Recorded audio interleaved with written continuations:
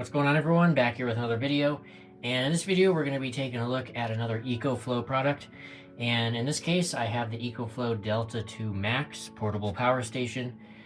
This is EcoFlow's higher end portable unit, so it's something that is just below the Delta Pro. Anyway, so let's go ahead and open it up and take it out of the box. And so first thing on the top here that we're greeted with is the accessory box. So if we take this out, this has all of our cables and things of such in it.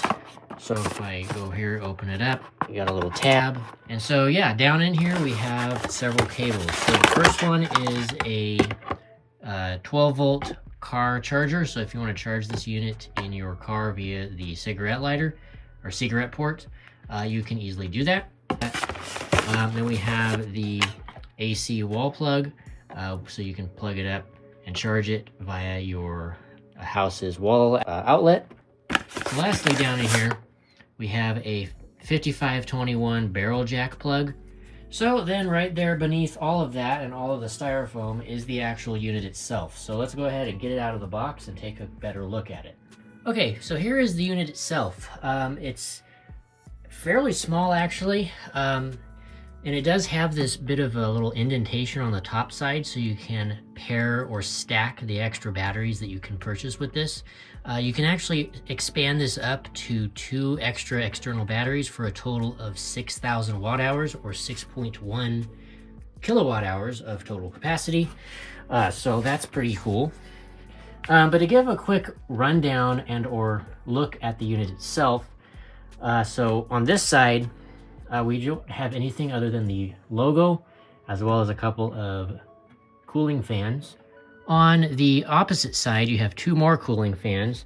One side is intake and the other side is ventilation and or the exhaust side. And then below the fans, you have the 2 external battery expansion ports. So you can pop these open and connect your external battery to this unit, again, to expand its overall total capacity. However, in my case, like I said, I'm going to start out by trying to connect 2 power stations together. Like I said in the beginning of the video, I'm going to try to pair this with a Delta 3 Plus. So we'll see how that goes. And so then moving over here to the front, we have no actual ports other than USB, because all the other ports are on the back. But we have the LCD display.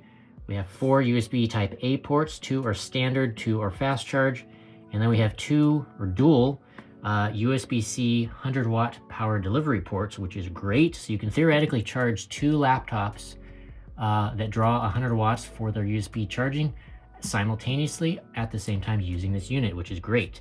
And then obviously you have the power button to turn this portion of ports on or off. And then you have your power button down here at the bottom. And then moving to the back side here, we have all of the primary ports that you're going to probably be using with this particular unit. So starting at the top, we have a little door that can fold up and open. And in here you have your dual solar charge ports that are each 500 watts max of solar input. So you have a total of 1,000 watts of solar that you can bring into this unit. And each port is 11 to 60 volts maximum. You do not want to go over that, because if you do go over the 60 volt maximum, you're going to most likely damage the unit in some way and or damage the charge controller. So we do not want to do that. And it also has a 15 amp maximum as well. Then we have the 120 volt AC input to charge the unit from your wall outlet. Then we have a fuse, so if you happen to overload one of these 2 ports here, you can reset the fuse by pressing that button. Then above that, you have a little switch that allows you to choose between slow charge mode as well as fast/customized charge mode. So when you switch this, it'll basically lock you into a slower charging mode, but if you switch it the other way, it opens up the customizable option to modify the charging speed for the AC plug within the app. So that's something that you might want to do. And on the outside of the little door, it shows you which position you need to have it in for slow and fast charging speeds. And then below that, we have our 6 120 volt AC wall outlet plugs that is combined have a 20 amp maximum. So you don't do not want to draw more than 20 amps across the 6 outlets here. Otherwise, you're going to obviously, again, blow the fuse internally, which you, again, do not want to do. Below that, you also have the AC on and off for these ports, so you don't want to have the inverter on all the time. You can turn that on and off from here, but you can also do the same thing through the app as well. And below that, lastly, we have the DC portion of charging, so you have a button to turn that on and off as well as the cigarette port, or the car charging port, I guess it's called nowadays, to charge your various 12-volt devices. And it, again, obviously has a little cover on it to keep it protected from dust and such like that. And then on the side here, you have those 5521 barrel jack plugs that I was talking about earlier with that cable that is included. And each of those are maxed out at 3 amps. So if we come back around here to the front and turn the unit on, you can just press the power button once, and you'll see it turn on, and it'll beep. And immediately the LCD will light up, letting you know how much charge you have left. So quickly to go over this, on the left side here, you have the amount of hours and or minutes that you have left for either charging the unit and or discharging the unit if you're powering some sort of a device. And then next to that, you have your battery percentage with a little indication icon, which also moves when it is charging. And then next to that, on the right side, you have the input and output watts, depending on what is going on. And then to turn the unit off, you can just hold the power button for a couple of seconds. It'll beep, and then that right there shuts it off. So in this portion of the video now, we're going to be going through the setup process for this particular power station via the app. Now, keep in mind that you do not actually have to do this particular step to use the unit. You can actually just power it on via the power button on the front and start using it straight away. The app is not required to use the Delta 2 Max. So this portion of the video is just for those that want to use the app with their device, which I expect most of you will, because you get the most out of it and the most features. Anyway, let's go ahead and get started. So we want to jump into the EcoFlow app, and you also want to make sure you have downloaded it already, obviously. I'll provide a link in the description below if you guys want to just have a quick way to link over and download it. But yeah, open that up. And it's going to go through the boot up sequence. And from the main page is where you're going to see all of your currently set up power stations. In my case, I only have one other one at the moment, which is the River 2 Pro. However, if this is your first EcoFlow device, this area is going to be blank. So you're going to want to hit setup, and to set up a new device, in the top right corner, you're going to see a little plus icon. I'm going to click on that, and we're going to hit add device. And it's going to find the device. We've got to turn it on. There we go. And as soon as you power the device on, it's going to immediately see it in this section here. And this is also connecting via Bluetooth. So on your device, if you're not seeing your power station show up in the list, you want to make sure that your phone's Bluetooth connection is turned on. Anyway, so now we can continue on. You're going to hit where it says Delta 2 Max. And it's going to start the pairing process. And then it's going to prompt you to set up Wi-Fi. However, you do not have to use Wi-Fi if you do not want to. You can set it up and connect to it via Bluetooth, a local Bluetooth connection, if that is your preference. However, in my case, since I'm wanting to monitor this device remotely, I'm going to connect it to my local Wi-Fi network. And once I have inputted the network information, it's going to now proceed to go through the steps of pairing or setting up the device to my home network. And there we go, that connected, and now it's binding it to my phone, and that operation was successful. So there we go. So we can hit done, move on, and then you can add it to a space. Now really, a space isn't particularly necessary in all cases. It's useful if you have a lot of different power stations that you're trying to manage. In my case, I just currently have the one River 2 Pro under truck camping, because that's how I primarily use that particular unit, is for camping. Now the one that I have here, the Delta 2 Max, is going to be used at home, basically powering most of my electronics here at my house. You could also add a space if you want. You can do home, off-grid, yacht, or RV space. In my case, I'm not going to go through any of that. I'm just going to add it to my one truck camping space just so it's all in one area. I don't have to kind of swap back and forth. And then you also have this section here now. So homepage style. So you have two to choose from on this device. You have the energy flow interface, which kind of is cool. It gives you the little energy flow in and out graphic, which is kind of cool. I like this one, however, which is called the standard, because it gives you actually more granular information about what is all going on. So I prefer this one. And right here, we have a latest firmware that is available, and that is 1.0.0.176. However, I'm not going to do this at this current time, but this is where it'll prompt you to do that firmware update. However, so now we're on the main screen, and now we can see the battery percentage on the device and how much is left and how much time is remaining. If you tap the time, you can get a little bit more information and see the battery temperature to make sure it's not overheating, which is nice. Then we have the input and output section. So under input, you have the AC input, and then we have the two solar inputs. So if you have two separate solar arrays into each of the solar ports on the back, you can monitor the input of either one of those straight from here, which is really cool. If you slide over, this is where you can control all of your outputs, as well as monitor how much output wattage each port is delivering. So we can turn on and off the AC, so you can hit this, you can hear it beep. It turns the inverter on and off. You can turn the DC port on or off, as well as all of the USB ports, so if you want to do that as well.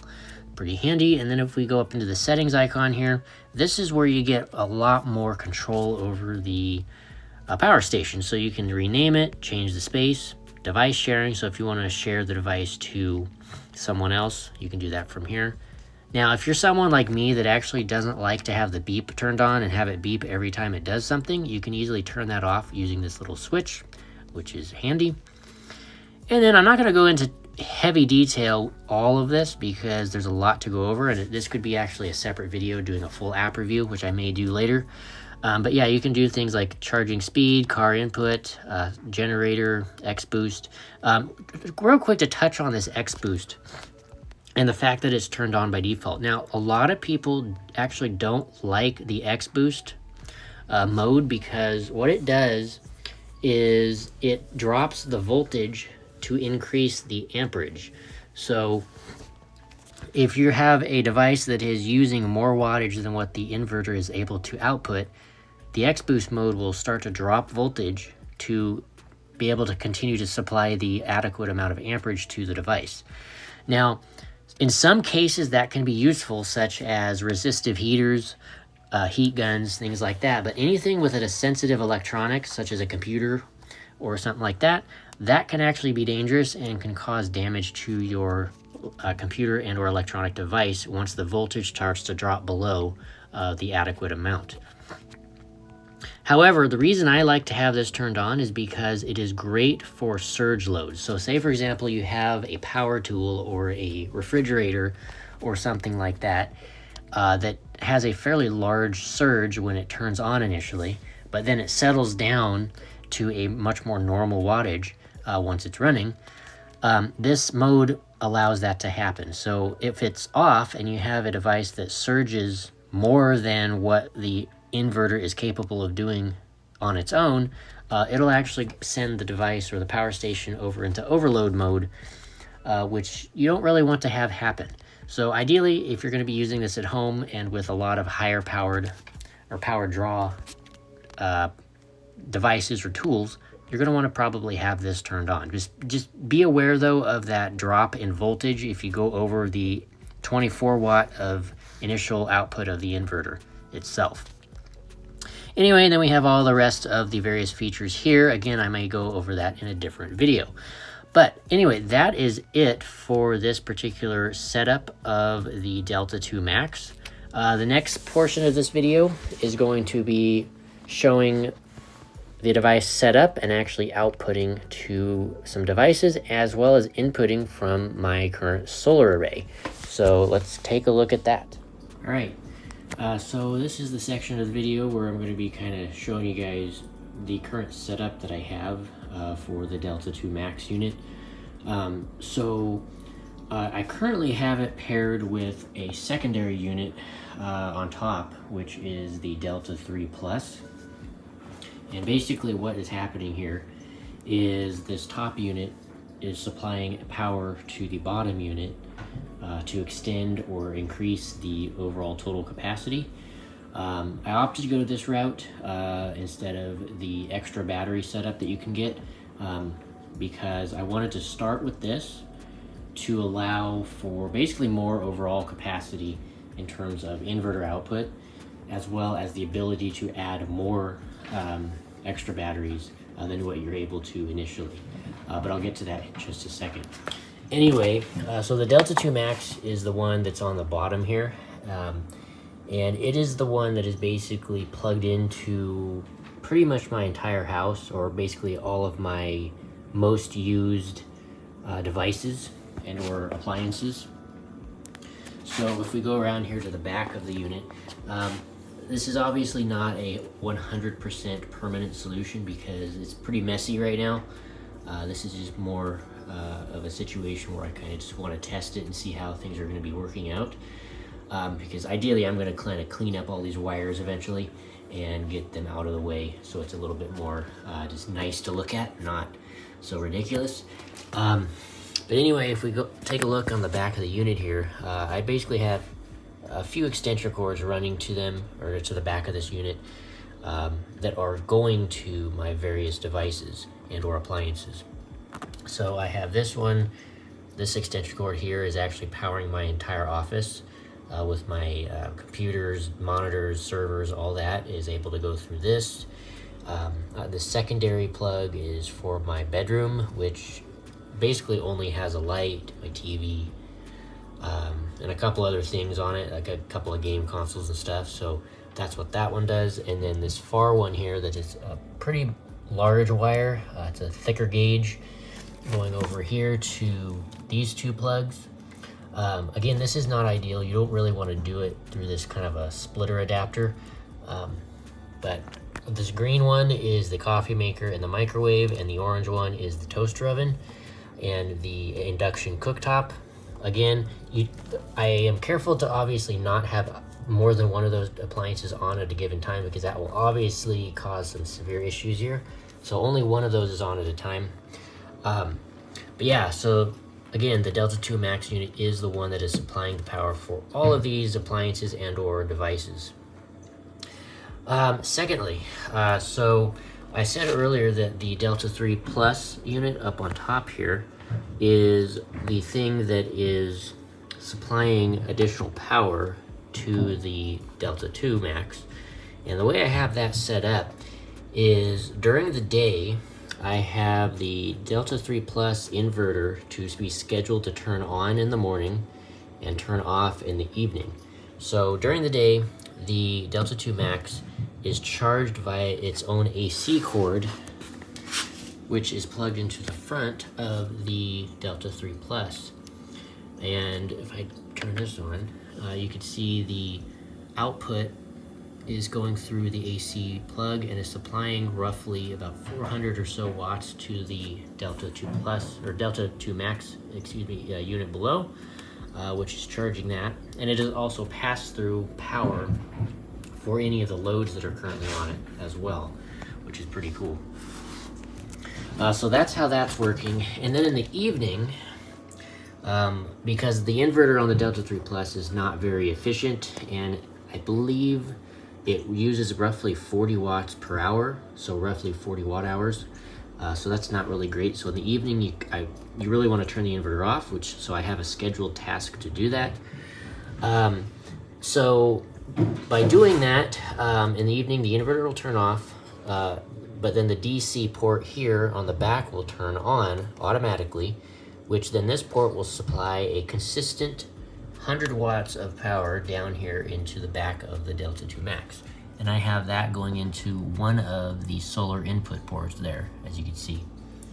So what that'll do is just basically supply 100 watts from this top unit to the bottom unit throughout the night, keeping the The Delta 2 maxes battery basically at 100% until this battery runs out. So once this one runs out, then it'll start to draw automatically from this battery. And then by morning time, solar starts to come back into play, and then it'll start to charge again. So to add to this, I do have solar going into the Delta 3 Plus up here. I have 2 different solar arrays coming in via the XT60.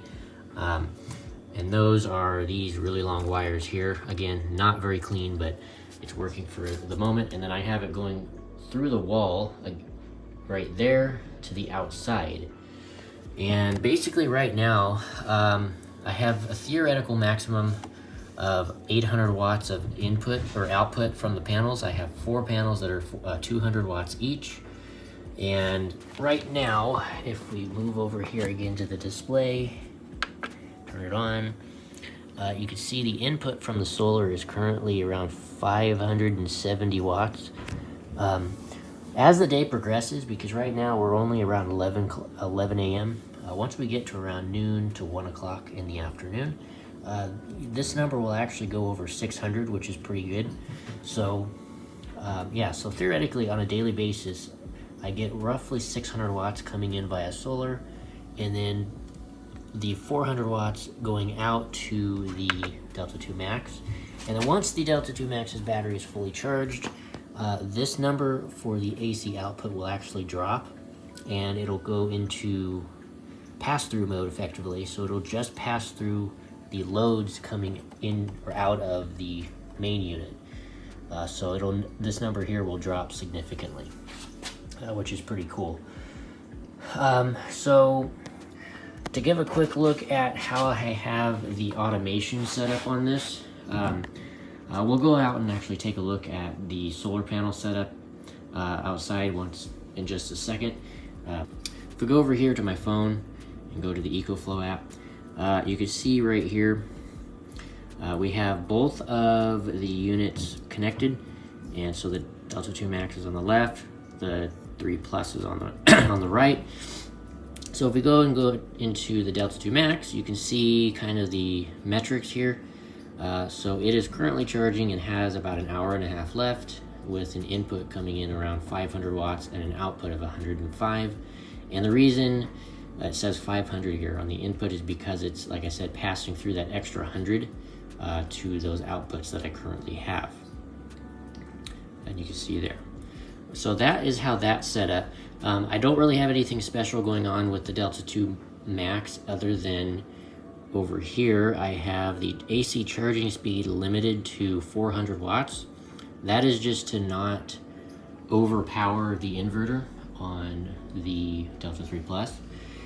And then I have the car charger, the DC input, capped at 6 amps currently.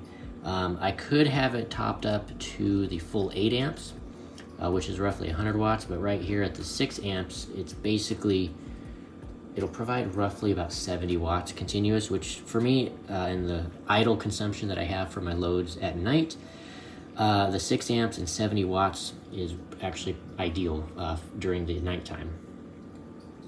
And that's basically it for the Delta 2 Max's settings. If we go back over here to the Delta 3 Plus, this is where you can now see a little bit more of a difference. So with the input, again, we have the 570-ish watts coming in from the solar panels, which you can see down here. It's split up into 2 different arrays. It's 4 panels in 2 sets of series, effectively. So this one's bringing in 280. This second one is bringing in about 296. And then we go over here to the output page. We can see that AC is outputting the 442. And this has roughly 18 hours of charge time. However, that will drop significantly once the Delta 2 Max's battery is charged. So once that unit is charged, the 3 Plus will automatically start charging itself, and this number will increase pretty quickly. Okay, but going real quick into the settings, this is where I have the automations or schedule set up effectively. So if we scroll down here we go. So to schedule tasks, this is where I have it set up to be able to talk to the Delta 2 Max automatically. So basically at 10 o'clock in the morning, the inverter will turn on the Delta 3, and it will shut off at 5 o'clock in the evening to again save that inverter loss in efficiency. So 10 a.m. to 5 p.m. inverter will be on, and then at 5 p.m. the inverter will turn off, and then 10 minutes later at 5:10 the DC 12 volt port will turn on, and then it'll run through the night, like I said, supplying 70 to 100 watts of consistent power to keep the main unit's battery topped up until morning. And then at 6 a.m. it will shut itself off. So that's basically it for how I have it set up in terms of settings and the automations. But so far this has been working. I've had it connected this way for probably the last couple of days, and it has actually been 100% solar powered. Everything in my room and everything in my home right now, like I said, minus my electric water heater, my full-size oven. But aside from those very large loads that this cannot power, obviously, everything else can. So my refrigerator, my window air conditioning unit, my microwave, toaster oven, my small-size cooktop, induction cooktop, coffee maker, all of that, like I said, office, computer charging, TVs, all of that is being powered off of this, which again is 100% solar. So basically, most of my house, and in the way that I use it, is 100% solar powered at this point in time, which is really great. And again, like I said, I'm going to opt to later on expand the battery capacity more, because the Delta 3 Plus supports one external extra battery, and the Delta 2 Max supports two external batteries. So theoretically I could have this combination be expanded up to, I think, 12 kilowatts of total battery capacity. So it's pretty good. And because both of these units supply or support 1,000 watts of solar input, in the future I could theoretically have a total of 2,000 watts worth of solar coming into this battery setup as well, which is really great.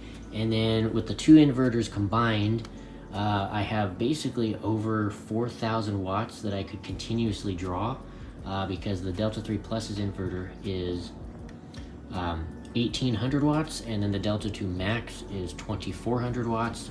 So right around 4,000-ish watts I could have running consistently, which is pretty crazy. So one more little piece of information here that I forgot to add is, like I said, I do have this River 2 Pro unit, which is the smaller unit, which I use primarily for camping. But in an absolute emergency, if for some reason solar is not adequate enough and the grid power is for whatever reason down or the power's out, I'm also planning I could use this unit here sitting on top and either supply, I could supply DC power from up to 100 watts from this into one of these two other units to expand the overall capacity even further than what it is currently, which is pretty handy. So yeah, this is, I think, a 768 watt hour battery, so that would basically add 768 watt hours to the 3,000 watt hours that I have down below. So with these three units tied into one another, there's a total of roughly 3,700 or almost 3,800 watt hours of battery capacity that could be used. So yeah, I just want to kind of add that into there as well. So you have a lot of opportunity or options that you can do. If you have multiple power stations, you can actually kind of daisy chain them together to increase your overall battery capacity if you need more backup for your various devices. Anyway, so that, I just want to add that little bit of an extra tip in there. Anyway, let's go ahead and now go outside and take a look at the solar panels that are currently powering this setup. Alright, and now here are my solar panels that I was talking about earlier. These are 4 200 watt eco-worthy rigid panels. They are also bifacial, meaning that you can pick up some solar power from both the front and the back. And then here is the wire that I have going from the inside through the wall to the outside to both of the arrays. And so these are the monocrystalline panels, and they are made of tempered glass, so they have a good durability. And then here is the connections that I have. So I have the 2 panels connected into series, and then them going through each side to the positive negative with the MC4 connectors to one of the extension cables that go into the house to the battery. And then here is the underside for that bifacial aspect. And then if we move over to the other secondary array, it is wired in the exact same way in a series for the 2 panels, and then positive negative going to that MC4 extension cable, again a second cable that goes to the interior for the battery setup. Now these could also be done in a series parallel to come through one port, but that is not how I have it set up in this case. Alright, and so yeah, that's basically it for this video. Hope you guys found it helpful and pretty useful. Hit that subscribe button and the like button, greatly helps out the channel. And if you guys have any questions about what you've seen here, drop a comment below, and I will see you guys in the next one.